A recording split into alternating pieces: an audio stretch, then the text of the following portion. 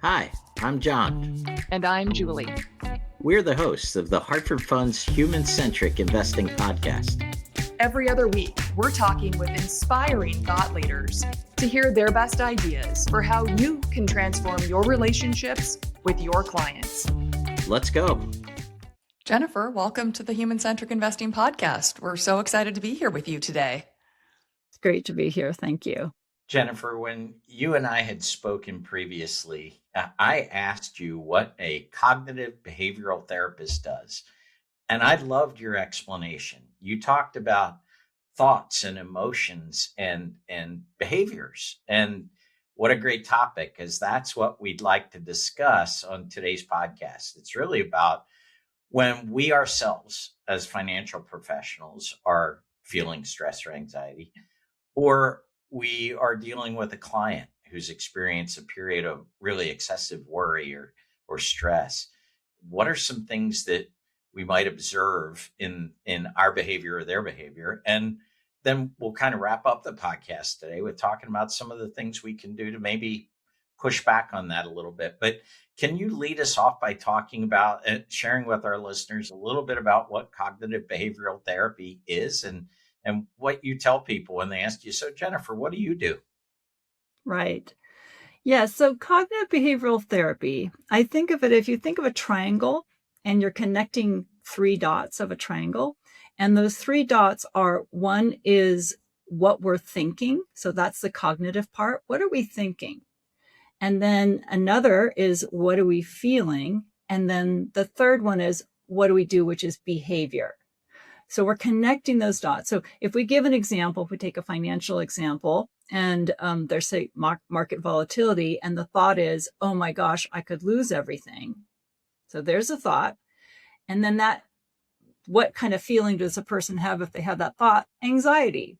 Well, anxiety is a call to action. We talked about the monkey mind in the last episode. And so this idea that, something's wrong, do something. Anxiety is like it can be interpreted as a signal.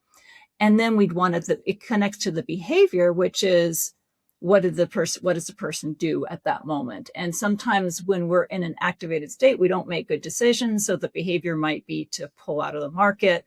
Then that would be a behavior related to the thought, I could lose everything and I'm feeling anxious. It's interesting when we're having these thoughts and behaviors and they're all connected and they're all happening so quickly.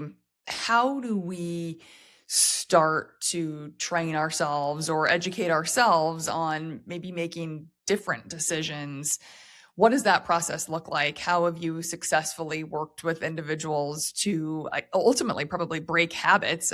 Because I'm sure a lot of this is rooted in habit, when all of those things are happening so quickly in our mind, and then all of a sudden we come forward with a decision that we think in that moment of anxiety is the right decision. Right. So I can use an actual example of somebody that I've worked with who did have a lot of anxiety around money. And this was interfering with their quality of life. Mm-hmm. So in terms of feeling relaxed or secure, it was worrying about money. And they were getting older and they wanted to retire, but this decision about, well, when should I retire? And if I make more money's good, right? So I have to keep making it. So they were in an activated state. And the thought was, I won't have enough. And so the behavior was working beyond when this person really wanted to be working, because she was entering her 70s. She wanted to retire. And also another thing that she did frequently was she was checking her portfolio multiple times a day. And so we can see the thought is, oh my gosh, will I have enough? And the fear that created a fear. And then there was checking behavior and working longer than she wanted to work. So part of it is just to understand what is happening. What is this person wanting? Because when they come to me, they are saying, hey, I'm anxious. It's not serving me. Help. They don't know what to do. And so the first step is to really, in fact, I actually start with connect the dots with people. I say, okay, let's look at what's happening. What are you thinking? What are you feeling? And then what are you doing? So it's really to helpful pull back what's going on here. And then from there, once you kind of understand that, it's creating different interventions. And I can talk more about that. So, Jennifer, we talked about in the past this concept of a monkey mind. And I know the name of your book is Don't Feed the Monkey Mind, but uh, what happens? How do we behave? You mentioned safety strat. What is a safety strategy and how does it interact with that monkey mind, if you will? Yes. So a safety strategy, and is in this example I just gave you, there were two obvious safety strategies. One was checking her portfolio, and the other was working beyond where she wanted to work. So this continuing to work even though she wanted to retire. So those were safety strategies. Now, obviously, one of the things I talked about with her is like meet with your financial advisor, project out what does it look like if you live to, 95 years old. And, of course you want financial security, and she had it. And that was the thing. There was a misalignment between, I talked about overestimating the threat and underestimating ability to cope, which is anxiety makes that mistake, or monkey mind makes that mistake. So she was absolutely overestimating the threat. It was interfering with the quality of her life. And these behaviors that she was engaging in while checking and working, continue to work, in the short run, helped to decrease her anxiety. I call this feeding the monkey mind. It's actually feeding this fear that she had that I'm not secure and I could lose everything. And that fear I could lose everything was not based on reality. It was an overestimation of threat. So if she's acting as if, this is real, it reinforces this is real. So you're literally feeding this part of your brain, which is going to create a reactivity cycle. And you have to do something different in order to get out of it. You can't keep doing what you've been doing. That's just going to you're going to keep going the direction you're going in. How do we stop feeding the monkey mind then? Yeah. So what I do with clients is, first of all, really get idea of like what is happening. So seeing, because if you don't recognize these behaviors, they're often habitual. You just do it. And so recognizing that that's what's going on, and that it's actually, in the short run, it may make you feel better, but in the long run, it's causing more anxiety. So helping people understand that cycle and how it works. Because the next step is to start, I like to actually change, well, let's start with values.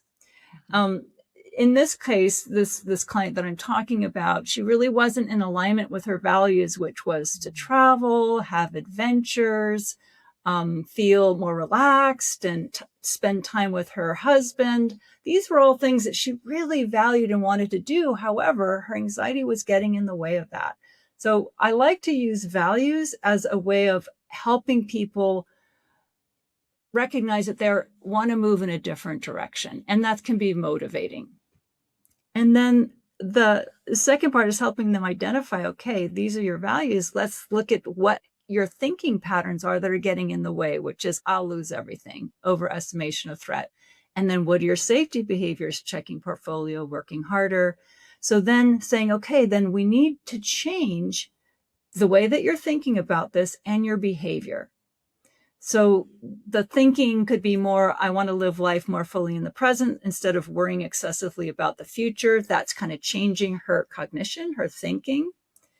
And then we started with her is to check her portfolio at scheduled times, not based on anxiety. So we started with once a day, which actually, and it was once a day, not when she felt like it. It was at 5 o'clock in the evening. That's when you check your portfolio. And the idea there is, first of all, it was scary for her because she was used to checking it, and that made her feel better. And so even though it seems reasonable to check once a day, and actually that's excessive, that's where we started. And then from there, and of course it causes anxiety if you're breaking what your pattern is, but it's a good thing, not a bad thing. So that would be an example of then changing the thoughts and the behaviors. So, Jennifer, since you are a practicing therapist, I'm going to come into your office for a second with a scenario that Julie and I see quite often, which is I'm an aging financial professional. I'm the head of my team. I'm now getting maybe towards my early 70s, and I've been I've been giving clients financial advice for the last 40 years. And now I'm thinking about that next phase of my life, retirement, if you will, or doing something different. So I tell my team we're going to transition over 5 years, and we get everything set up, we get the legal things in place. And then a year or two out, I start to have misgivings, right? Because maybe I'm not quite ready to go yet, right? Because maybe my safety strategy is I've come to the office every day for the past 40 years to serve my clients. In that case, I could see where that would be a safety strategy for me. What might you say to me in terms of what an expansive strategy might be, or where, because I saw in me or in advisors that I talked to, some of what you talked about, that example we just used. I wanted to spend more time with a spouse. I want to travel. I want to be a better grandparent. I have this passion for XYZ, fly fishing, you name it, whatever. How would that work in that scenario? Yeah. So the way that it works is, it's a great example. And a metaphor that I use oftentimes with my clients is to, again, go to your values. So fly fishing, adventure, fun, connection with family members, all of those things are important. So what we tend often to do, which gets us trapped, is we overvalue safety and security. So I call it the boat metaphor. So let's say the harbor is, you're used to working with your team. You've been doing it for all this time. That's kind of the safety of the harbor. But you're thinking about leaving that and going out and doing some other things. So you're kind of going out to the open ocean of the unknown, of things that you're not used to. But out in the open ocean, if we look at south as sort of security of the harbor, and north is towards your values of adventure, connection, things like that, that you're going to go out in the open ocean for those things. That's what you're going for, north. It's natural when you do that, leave the safety of what's familiar to you, is to feel, as you move out, wind and waves and uncertainties and loss and sadness. That's all part of change and transition. So I call that, and also, the more we move out in the open ocean doing the things that we want to be doing and are able to deal with things like that don't work and, that work or unfamiliar, the better we're able to cope. Again, kind of going to that idea, we tend to underestimate our ability to cope. And so you become a better captain of your boat when you take your boat out and do things that you're not necessarily familiar with. So that's something, kind of the metaphor on that I think can be helpful. And the other piece that's very important is to look at what we would consider negative emotion, like anxiety or grief or sadness, as a sign that you're doing something wrong. And it's not. I call it a growing pain, that when you make a change in your life and move in a desired direction, you're going to feel some negative emotions, and to reinterpret those as growing pains. This is something that I need to learn to be able to handle, as opposed to retreat and go back into the safety of what's known. Oh, thanks for that. Very helpful. It's interesting, Jennifer, as you just described that. So it sounds like at the end of the day, anxiety will be part of us to just varying degrees, of course, person by person or situation by situation. But as opposed to the mindset of saying, I need to control this anxiety or try to, get it out of my life, it almost sounds more like it's figuring out, how can I live with it? How can I tolerate it? How can I create a healthier relationship with it? Am I interpreting that accurately? Absolutely. That's exactly right. Is anxiety is a part of life, as well as other emotions like sadness and frustration and all of these things. So if we take that as like, okay, you move towards, and in fact can interpret it as, I'm trying new things, which is going to make me feel anxious. How about the yay? I always talk to my clients. I say, when you do something difficult and it doesn't work out the way you wanted to, pat yourself on the back instead of kick yourself in the pants. Mm-hmm. You're trying something different. This is fantastic. You're feeling anxiety. Or when you're thinking about doing something that's scary, I use a metaphor of lean into it, as opposed to, oh no, clench against it and fight try to protect yourself. It's like, lean into it. This is anxiety. It's part of life. Or another metaphor is, ride the waves, learn to ride the waves. Don't use the waves as retreating back to the shore. So our relationship, a huge thing I do with my clients is change their stance towards anxiety. So instead of seeing it as a signal that something's wrong, retreat or do something, it can be noise, and it can be an opportunity of actually growth. So moving towards it and reinterpreting it. Jennifer, two of the things that you kind of put a name to that made a lot of sense with me is, one, you talk about welcoming the monkey mind or greeting it. And the second thing is you talk about like a welcoming breath, a breathing. Can you kind of just talk about those two things for a second, what they are and why they're helpful? Yes. Again, this is changing our stance towards emotion. So I call it the welcoming breath. And the welcoming breath is basically noticing discomfort and allowing it to be here. So, for example, when people are anxious, there is a lot of physiological response. So there can be tension in your shoulders or tightness in your chest or clenching in your belly. These are all normal, natural reactions to have when you're feeling anxious. So this idea like, okay, let this be here. Allow this, make room for the feelings that are happening in your body. And that's different than, say, traditional relaxation techniques, which are good. Relaxation, nothing against relaxation techniques, but sometimes what people do is use them to fight anxiety. And then again, it's feeding the monkey mind like, oh, this is dangerous. I need to get rid of it. Hey, this is an emotion that is part of being human. And if you just allow it, you ride over it, it will dissipate. Everything that goes up will come down. So it's more of this idea of, I can handle this versus I need to get rid of this. So it's a little bit different. So it's welcoming anxiety. I call it actually welcome anxiety as opposed to relax and try to feel better.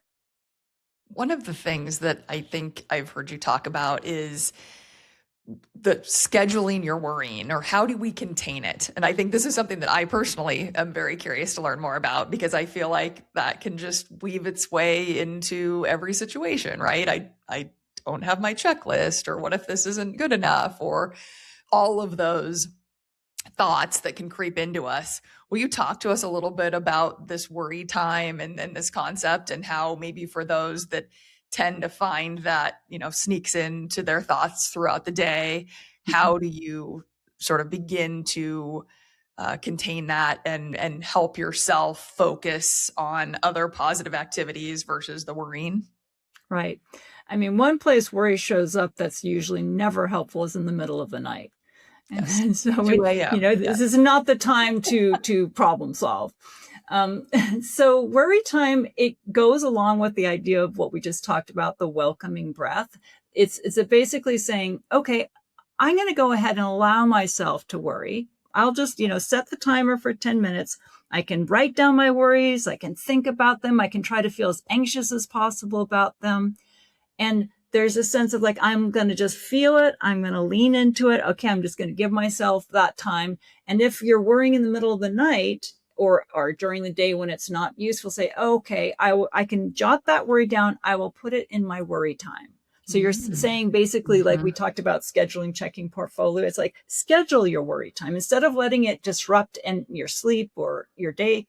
Schedule it and go ahead and worry.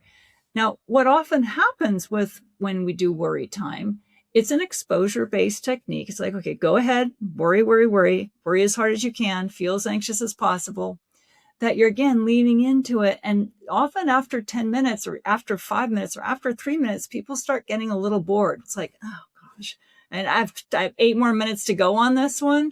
So it actually can help people just kind of burn out their worry by just going into it, but at a scheduled time. Versus having it be a minute and a half 10 times throughout the day, which obviously is so much more time if you added it up. That's right. That's so interesting.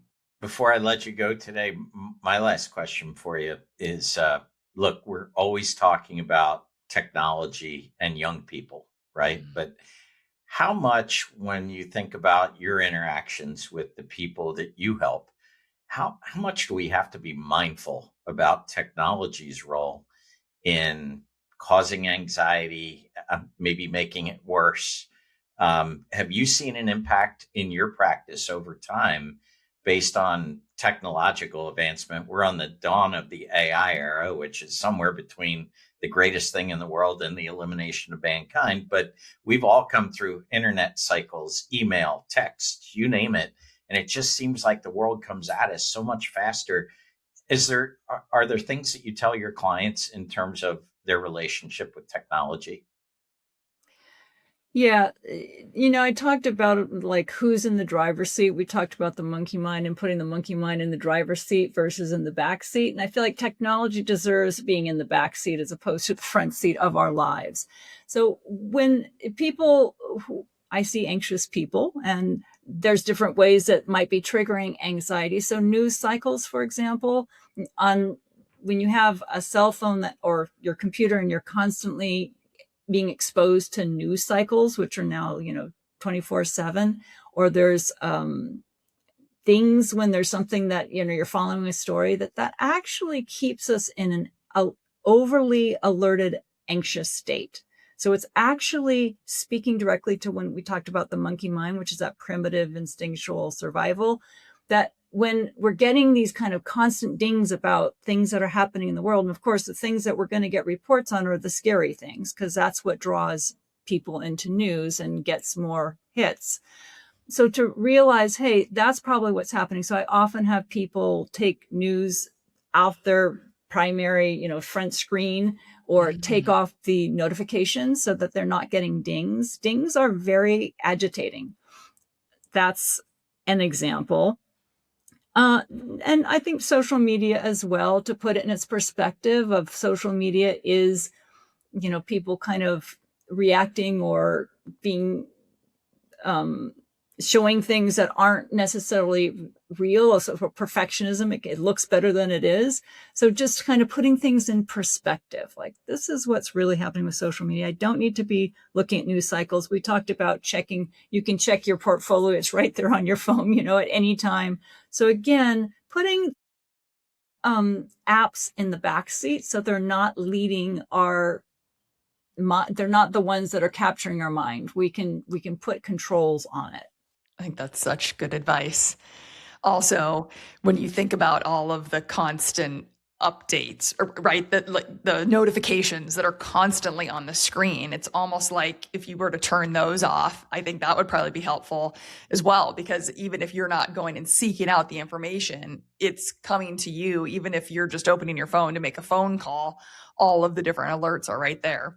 Right, exactly. I'm a huge fan of focus on my phone so that it actually will stop all notifications, and not using it just when I'm at work or in a meeting, but using it because I want to have more relaxation and just, for my own me time, I will put it on so I'm not getting constant notifications. And some of the notifications are good.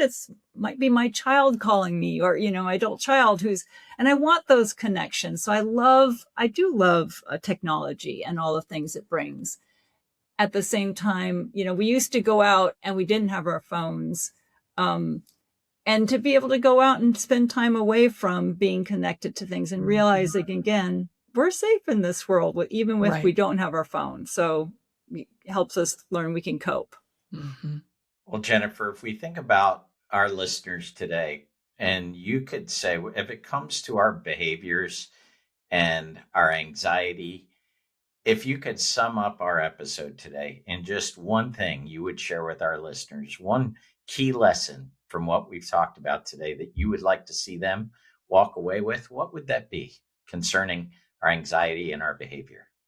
The main thing I would say is, that's why I called my book Don't Feed the Monkey Mind, is the idea that we can tame this part of our brain and live in a happier, healthier, more fulfilling way.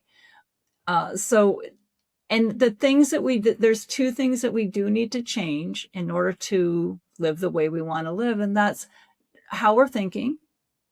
Are we overestimating the threat? So how are we thinking? And then we need to change our behavior. Is what we're doing trying to get rid of short-term anxiety, but not helping us in the long run? So those would be the main things. You can tame your monkey mind.